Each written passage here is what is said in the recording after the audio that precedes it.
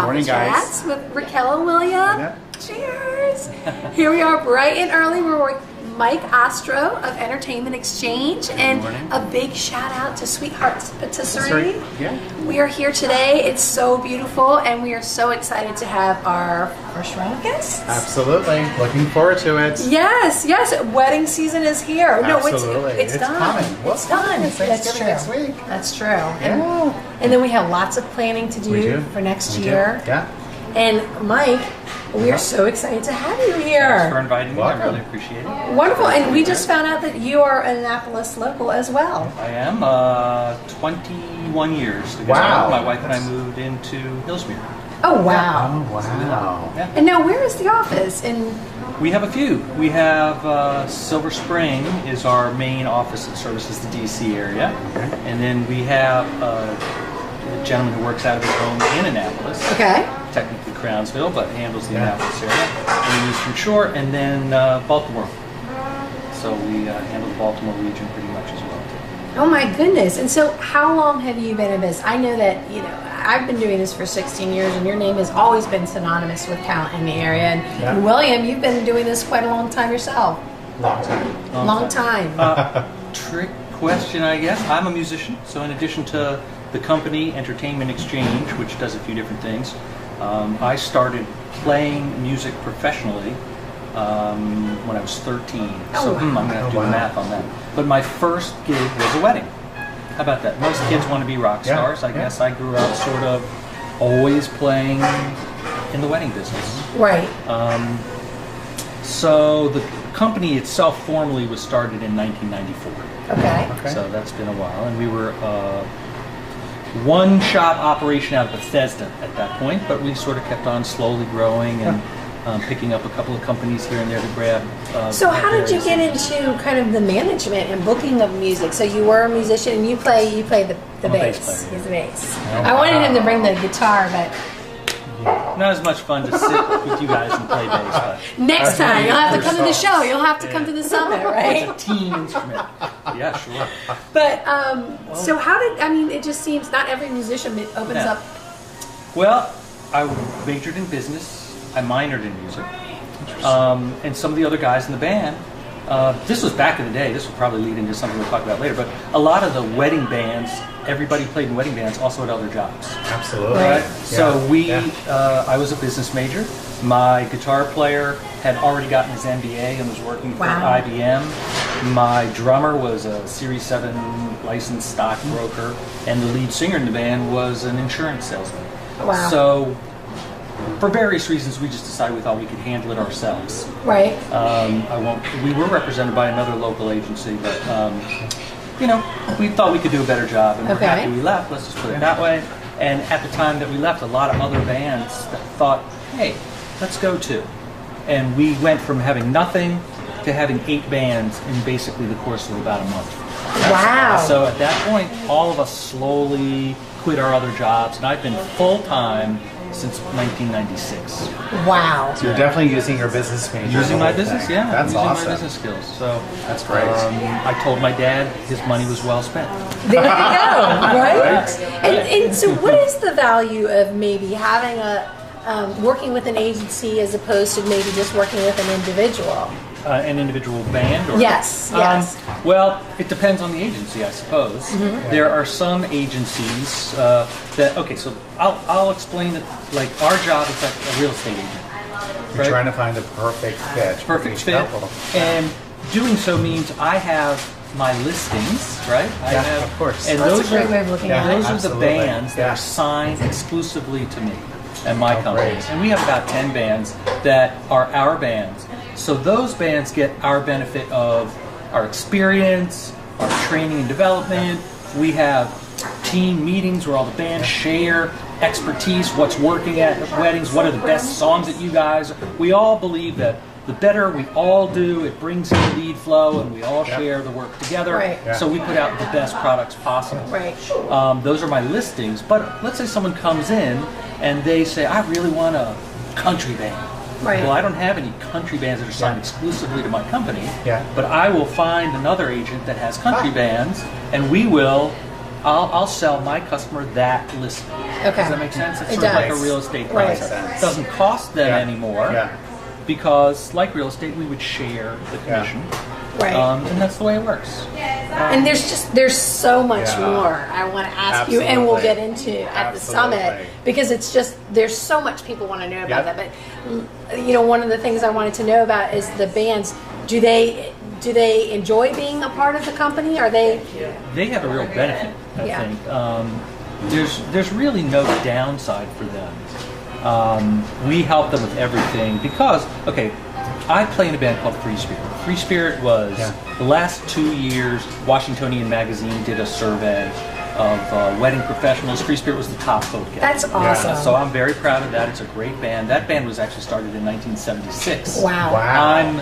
There's nobody original left anymore. Yeah. And that's part of what maybe we'll touch on later. But That's a whole other topic too, because yes. people don't even understand that I should be taking notes of all the things that we want to talk about, because that scares clients when they hear, oh wait, it's not the original band members, it's not the ones I saw in the video. Wow, they've been together since 1976. Everybody must be in their 80s.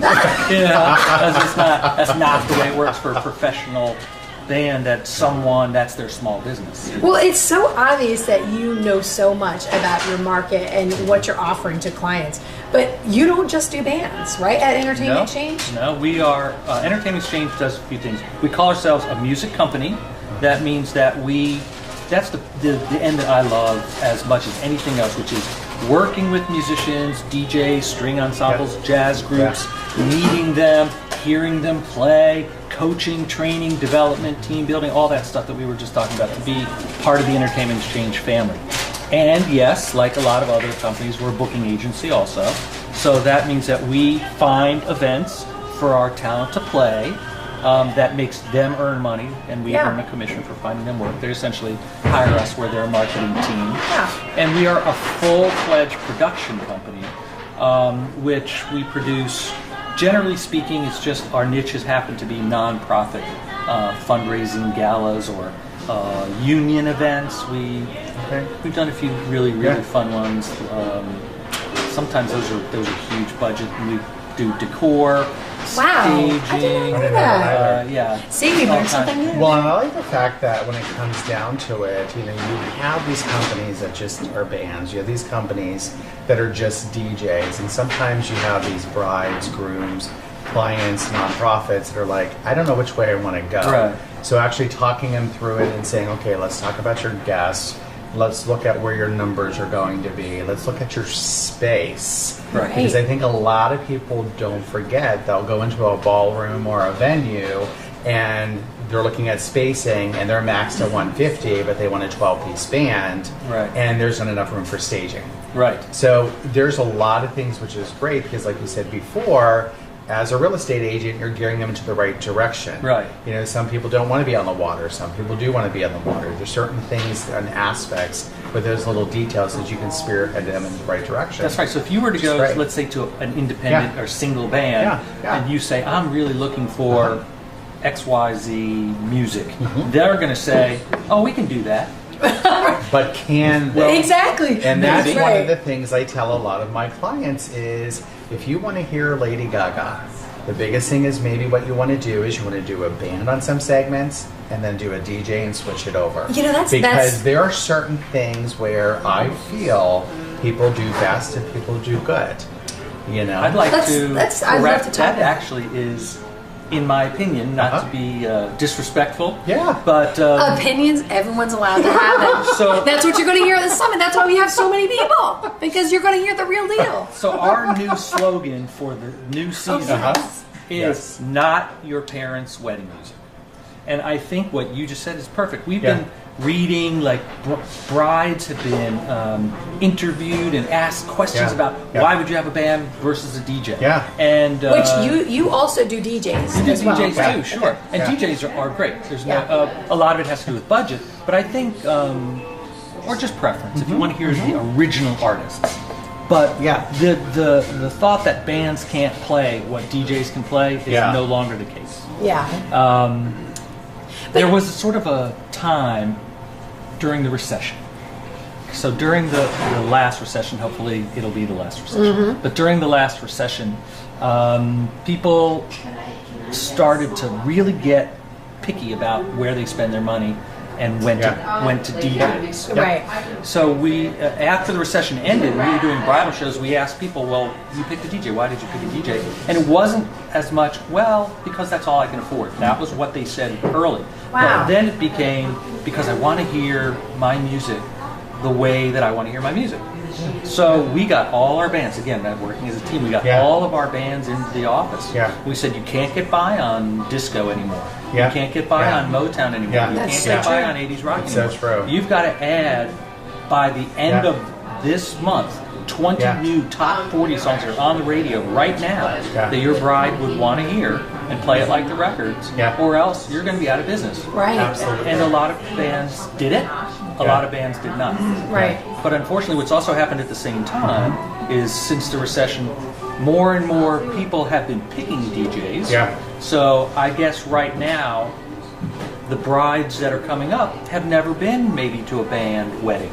Right. Or maybe one. And as long as it wasn't their parents' wedding music, they're inclined to look at a band because they realize how absolutely enjoyable it is. Well, it's a lot of energy. It's energy and entertainment. Yeah. Absolutely. So I do want to touch on the fact that you do provide DJs. Tell me a little bit about your philosophy in that aspect, Even because that is you will be different. talking about that too. So there are DJ companies, and I'm not naming any names, I'm not casting any aspersions. Everybody has different business models, and we choose the same business model with our DJs as we choose with our bands, which is each one of them is an independent operation. They're their own small business, they're their own CEOs, and their success is based primarily in how well they do servicing the client. That's important to us. So there are some DJ companies that have a warehouse, they have 25 different DJ rigs, they have DJs, they do all the booking, and then the DJ shows up at the warehouse on gig day, grabs his gear, goes and does the silver package, and then puts it back at the end of the night, and they get paid the next week. Right? Ours are not like that. My DJs are all independent operations. The guy who is a Latin guy who specializes in Latin music. That's really Indian is also. Indian, absolutely. We have a couple of Indian DJs that are fantastic. But they own their own equipment. They pick their own songs. They have their own song lists. We have them interview with the brides to find out, and grooms, and parents, whoever wants to, find out if it's a good fit personally. And then it's up to them to be the performer too. But they meet your standards, right? You absolutely. have the quality control, and you have kind of the best of the best working for your team. That's right. We think it's better that everyone who goes to a job has a vested interest in that job. Right. So someone's there who is either the owner, manager, or band leader who's financially invested. That's a good way of looking at it, right? Because there are plenty of agencies around where the bands themselves have no stake in the work. So, like the agency owns the bands. Right? Yeah, there's just so many levels. There's so many different levels, and they send people. You may pay $10,000 for that band. You may pay $4,000 for that band. But no matter what you pay, those people are all getting the same pay. So they don't know that this is an exquisite, high-end event where the clients paid a lot of extra money for white glove treatment, and they're not going to get it because these people don't know the difference. They're just getting their average pay, whatever it is. And there are even some agencies where they put on showcases where people will go to these showcases and they'll fall in love with certain people, and then different people will go to the jobs. Oh boy! But they're inexpensive, so maybe if the clients understand, maybe that's okay. It's not okay for us. That's not the way we run our business. So Well, Mike, there is just so much There is. information that Yeah. you have, and I'm so looking forward to having you at the summit. People are going to be blown away, I'm and excited there's to be there. so much more of the onion that we can continue to peel. absolutely. For sure. Well, so I just want to say thank you for coming on today. Cheers. I Cheers. can offer Cheers. cheering with coffee. Yeah, but- it's great. It's Right? early in the morning. Cheers, You don't know what I put in mine. And we'll see you at the summit on January 27th. I will be there. Remember, listen Looking out to forward to meeting us. everyone. Let's Minneapolis.